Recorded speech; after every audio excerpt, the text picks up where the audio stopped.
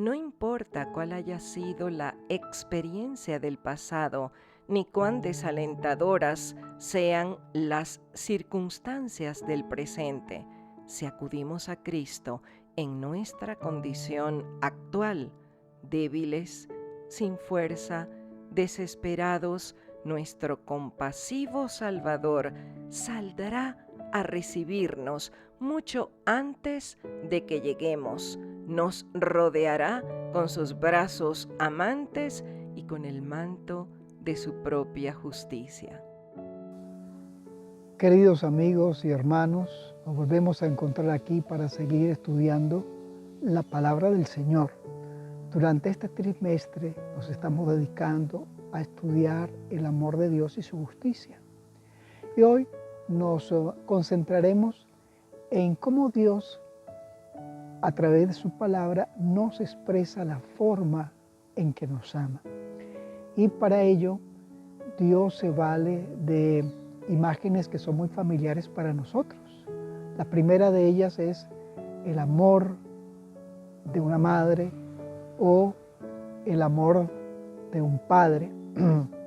Si hay algo que nos puede llegar muy al fondo de nuestro ser es el amor de los padres. Sabemos que ellos se han sacrificado por nosotros, hacen lo mejor por nosotros, y eso nos da una vislumbre de lo que Dios siente por la humanidad, por su pueblo, por los que le siguen. Y es también importante entender que el amor que Dios siente por su pueblo también es manifestado a aquellos que no conocen de Dios. Y la Escritura, hablando de ese amor, mostrándonos por ejemplo, del amor maternal allí en Isaías 49:15, que es un verso maravilloso, dice así: ¿puede una madre olvidar a su hijo de pecho? La respuesta sería que no. Para no compadecerse del hijo de sus entrañas, aunque ella se olvide, yo nunca te olvidaré.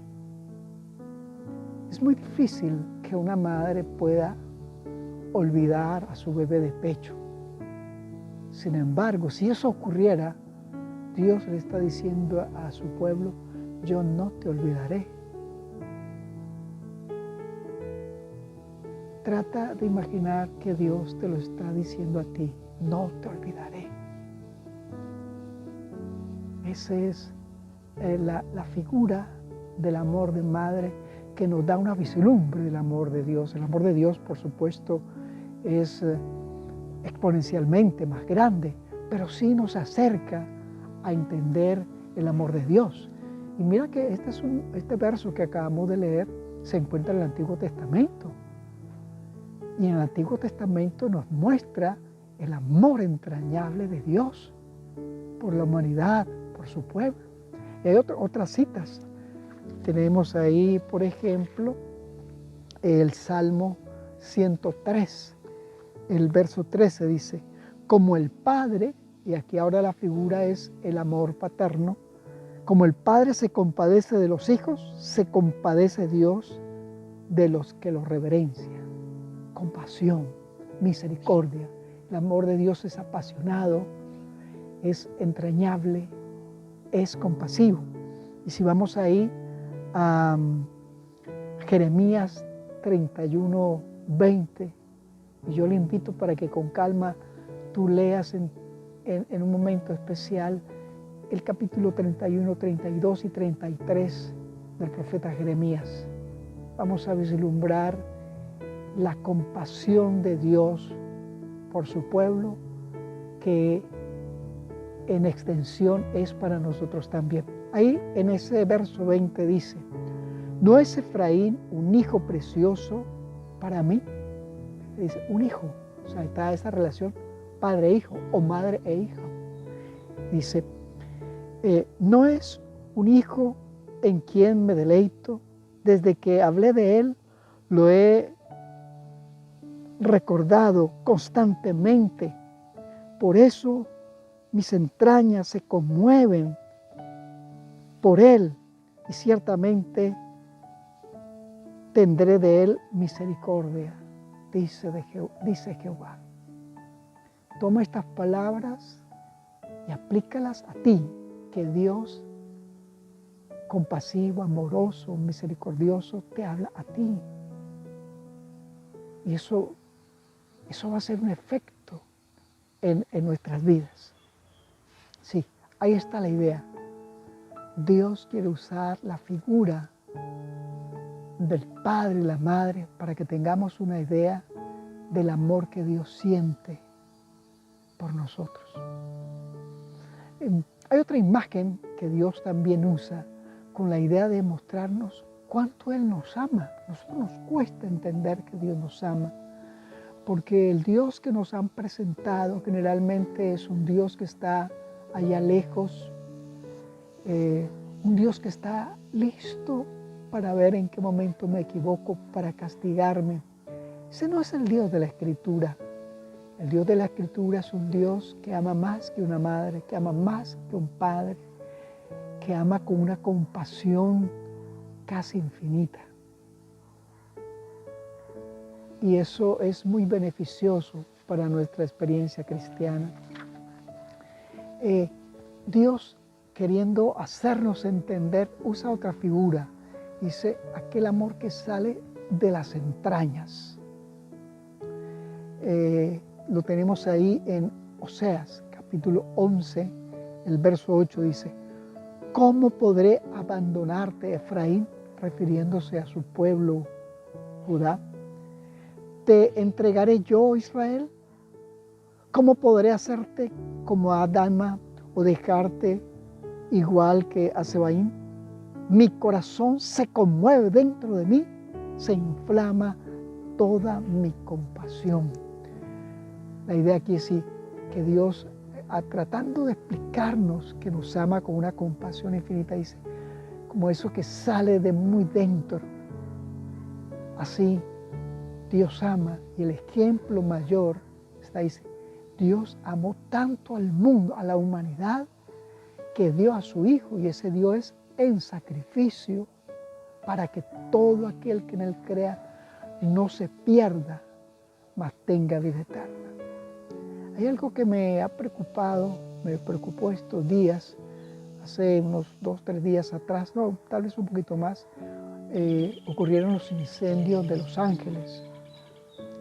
Y bueno, muchas personas dijeron que Dios había castigado a Los Ángeles porque en la noche en que se hicieron la entrega de los premios Globo a los cineastas, una de las animadores había dicho que, bueno, que Dios no había sido tomado en cuenta en ese momento. Y bueno, al día siguiente comenzaron los incendios. Y lo triste es que muchos cristianos usaron eso para decir, Dios está castigando. Eso no es verdad. No, este amor del que nos habla Dios, ese no puede ser que ese mismo Dios haya decidido consumir a todas estas propiedades, porque sencillamente alguien dije que Dios no había sido tomado en cuenta. Es verdad que un día Dios juzgará al mundo, pero Dios no está en ese incendio. ¿Quién podría estar interesado en eso? Pues el archienemigo, el que hizo pecar a nuestros primeros padres y tomó este mundo de rehén y a la humanidad. Y la idea de él es distorsionar el carácter de Dios.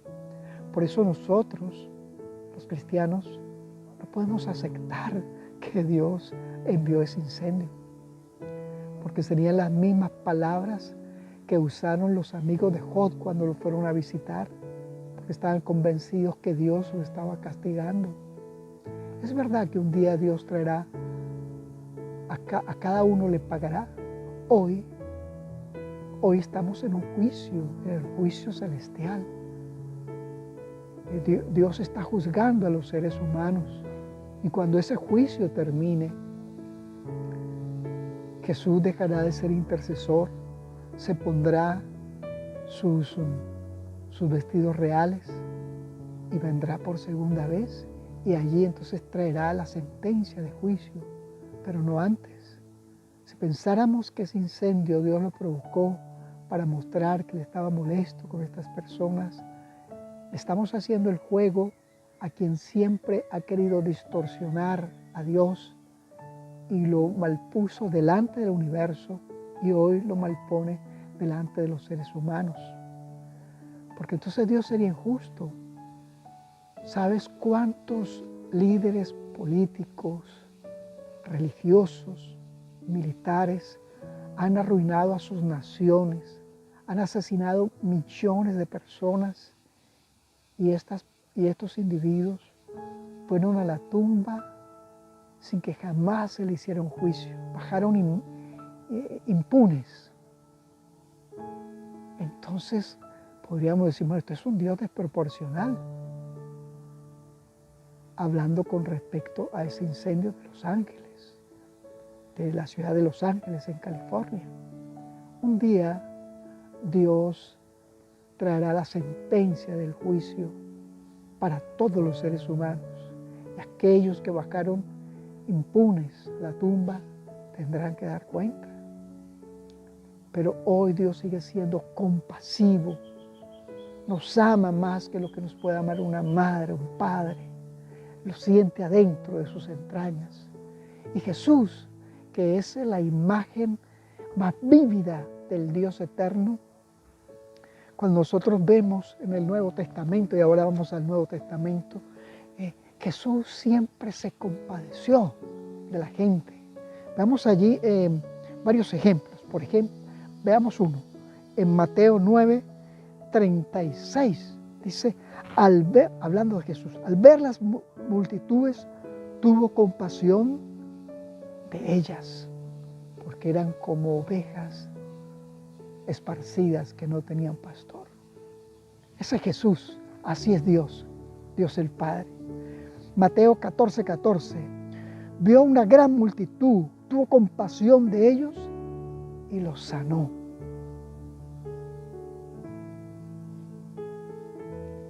Y a estas personas que sanó, a estas personas que les enseñó, muchos no lo siguieron, pero Jesús los siguió amando. Vamos allí a Marcos 1:41. Dice, Jesús, teniendo misericordia de él, sanó al leproso también. Dice, tuvo misericordia en un caso extremo de lepra, y el Señor Jesús lo sanó. Vamos a Marcos 6:34. Vio una gran multitud y tuvo compasión de ellos y les enseñaba. Compasión, el amor divino es mostrado aquí en acción. Enseña, sana, alimenta.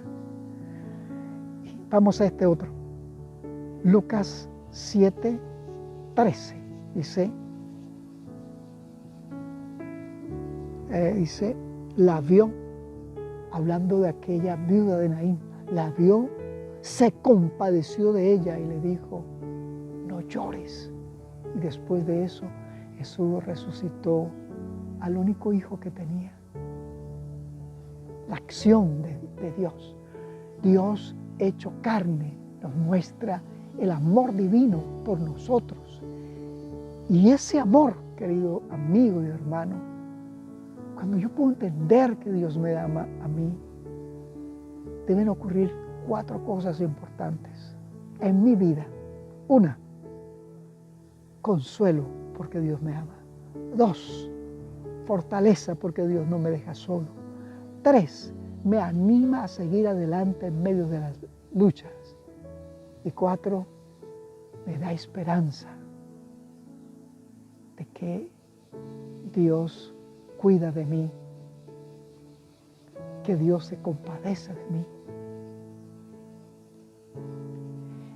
Hablando también de ese amor que sale de las entrañas, hay 2 ejemplos en el Antiguo Testamento.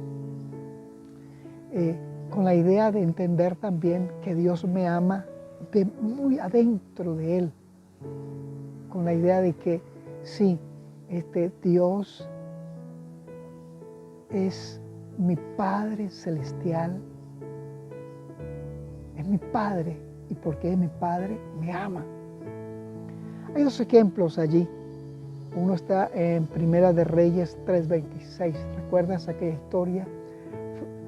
Frente al rey Salomón hay dos mujeres que dicen que el bebé, cada una dice que su bebé es de ella. Y Salomón, tratando de salir de este apuro en su sabiduría, dice, bueno, tráigame al niño, córtenlo de dos y denle una mitad a una y una mitad a la otra. Y entonces ese relato dice que la madre verdadera, sus entrañas se conmovieron y dijo, no, Señor, dáselo a esta mujer. Porque ella no podía ver que su hijo fuera a morir. En cambio, la otra mala mujer dijo, no, sí, ni para ella ni para mí, que no lo partan por la mitad. Y Salomón dijo, la madre de este niño es esta, la que se había conmovido en sus entrañas. Nuestro Padre Celestial se conmueve por nosotros. Y hay otro ejemplo que es José, cuando tenía a sus hermanos reunidos. Eso está ahí en el Génesis, capítulo 43, verso 30. Dice, entonces José se apresuró porque se conmovieron sus entrañas del amor profundo que él sentía por sus hermanos traidores. También pensaba en su padre. Bueno, el amor de Dios es exponencial cuando se trata de las entrañas. Pero hay otra característica del amor de Dios. O sea, aparte de mostrarnos que se puede comparar al amor de la madre, del padre, ese amor que sale de las entrañas, y aquí lo vemos Jesús compadeciéndose de quienes se le rodean, de las necesidades de los demás. Hay algo también que es cierto, que el amor de Dios es celoso. Claro, cuando nosotros escuchamos esa palabra, de verdad estamos a las expectativas, porque cuando nosotros en el mundo en que vivimos, los celos es una palabra que está relacionado con el ego, con la envidia, con el egoísmo, con el yo primero. Y alguien ama tanto a otra persona que si la otra le es infiel y si el otro se siente celoso y puede hacer un crimen pasional. Bueno, pero este no es el caso del amor de Dios, porque el celo de Dios es un celo que nace del amor compasivo que Dios siente por sus hijos que entran en un pacto con Él. Recuerda que eso lo hablábamos la semana pasada. Israel entró en un pacto con Dios a través de la circuncisión. Y los cristianos entramos en un pacto con Dios a través del bautismo y prometemos a Dios fidelidad. Bueno, cuando Dios dice que es celoso con su pueblo, lo que Dios quiere es mostrarnos su amor, queriendo que tengamos una relación exclusiva con Él, donde la infidelidad no aparezca. Y realmente ese celo de Dios lo que quiere es guardarnos de que nos inflijamos dolor al ser infieles. Dios quiere que no hagamos eso. Y al mismo tiempo, ese celo de Dios lo que anhela es que nosotros podamos disfrutar del amor de Dios y sus bendiciones. Y mira que ese celo que habla Dios también lo encontramos en los 10 mandamientos. Si vamos al capítulo 20 del Éxodo, allí tenemos algo acerca de ese celo de Dios. En Éxodo, el capítulo 20, el verso 3 dice, no tendrás dioses fuera de mí. Claro, porque es un pacto de relación. Dice, bueno, tienes que ser tienes que serme fiel a mí. En consecuencia, no puedes ser infiel teniendo otro Dios. Y en el verso 5, Él dice, porque el Señor tu Dios soy yo, fuerte y celoso. Dios quería cuidar a su pueblo de la idolatría, de la infidelidad. Por eso dice, te amo con celo, que no es un celo como el que entendemos de los seres humanos, sino es un celo que quiere guardarnos para que podamos disfrutar de la exclusividad del amor de Dios. Bueno, si pudiésemos ver todo esto que estamos resumiendo, Dios quiere mostrarnos que nos ama más de lo que nos puede amar una madre, que nos puede amar un padre, que nos ama de muy adentro, que es celoso para que podamos tener una relación plena con Él. También adicional nos muestra el amor divino a través de Jesucristo, que se compadecía de la gente y llevaba la acción. ¿Sí? Entonces, algo que necesitamos pedirle a Dios es que nos dé de ese amor para nosotros también poder compartirlo con otros. Hemos nacido en pecado, estamos perdidos. Solo Dios puede librarnos de la esclavitud del pecado y de quien reina en este mundo, el príncipe de este mundo. Solo Dios puede, a través de Jesucristo, reconciliarnos con Él. Cuando Jesús muere en la cruz, ha pagado la justicia que demanda la ley, que es la muerte. Porque la violación de la ley es pecado y hemos nacido en pecado. Entonces solo Dios puede hacerlo. Y solo Dios puede cambiar nuestro corazón y poner en Él su amor para amarle a Él y para amar a los demás. Por lo tanto, debemos pedir que Dios a través de su Espíritu nos dé de su amor. Recuerda cuando leemos 1 Corintios 13, donde habla del fruto del amor. Uno de los frutos del amor uno de los frutos del Espíritu Santo es el amor. O sea, del fruto del Espíritu Santo, una parte es amor. Necesitamos pedirle al Señor, dame ese amor. Porque cuando el Señor comienza a darnos ese amor, lo primero que comenzamos a hacer es amarlo a Él plenamente.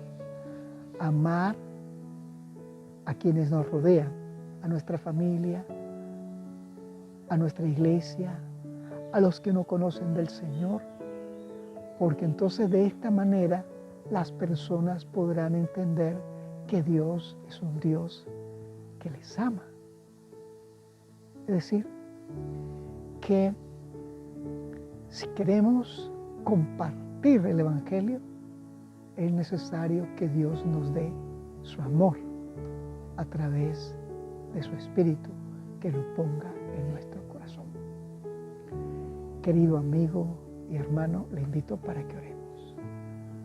Padre eterno que estás en el trono del universo, gracias por amarnos más de lo que nos puedan amar nuestros padres. Gracias por amarnos de muy dentro de ti. Gracias por compadecerse de nosotros, los seres humanos, por enviarnos a Jesucristo y mostrarnos tu misericordia y tu amor salvador. Aquí de nuevo te entregamos nuestros corazones para pedirte, ayúdanos a seguir creciendo en tu carácter. Ayúdanos a crecer en tu amor para darte la gloria y para ser instrumentos a fin de que otros sepan de tu evangelio de amor, de tu evangelio de salvación. Lo pedimos en el nombre del Señor Jesús. Amén. Si Dios lo permite, nos veremos la próxima semana.